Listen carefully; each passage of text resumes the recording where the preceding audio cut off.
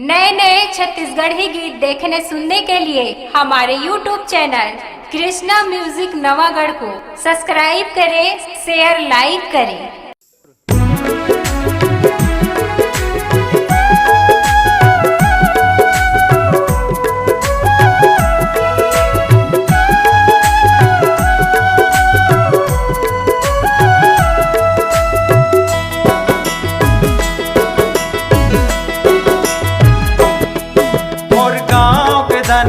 कार कोई तोर करते वो इंतजार, मोर गाँव के धना खार कोई तोर करते वो इंतजार। मिले रहन हम दोनों, मिले रहन हम दोनों, हर राहर उदा मेड़ पार।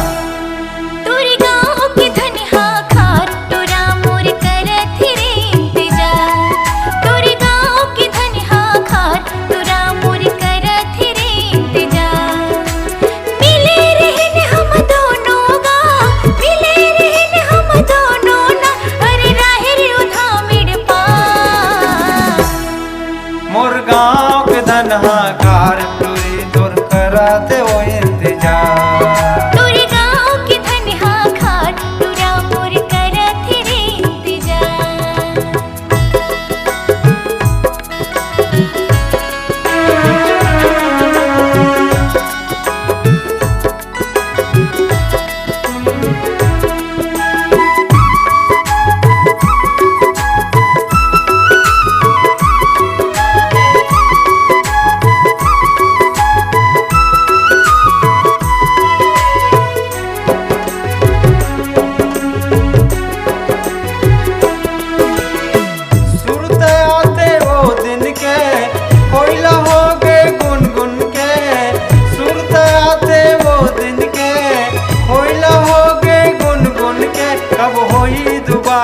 हमर मिलन जब होई माया के सिरजन, कब होई दोबारा हमर मिलन जब होई माया के सिरजन।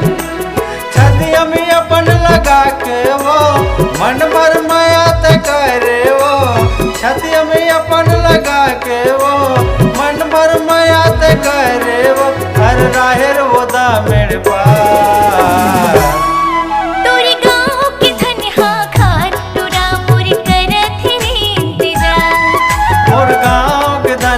खार टूरी तोर कराते वो इंतजार।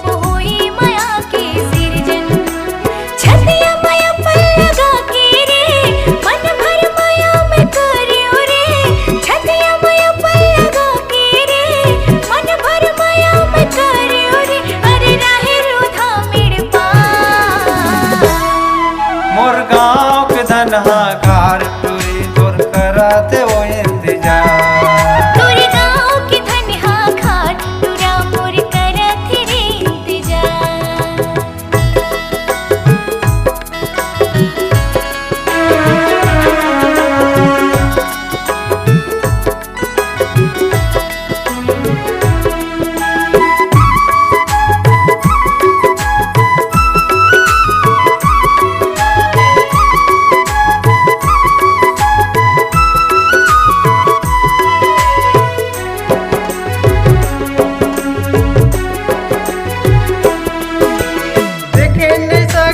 हमर माया बैरी हो गे दुनिया, देखे न सकिन हमर माया बैरी हो गे दुनिया। कब होई दोबारा हमर मिलन जब होई माया के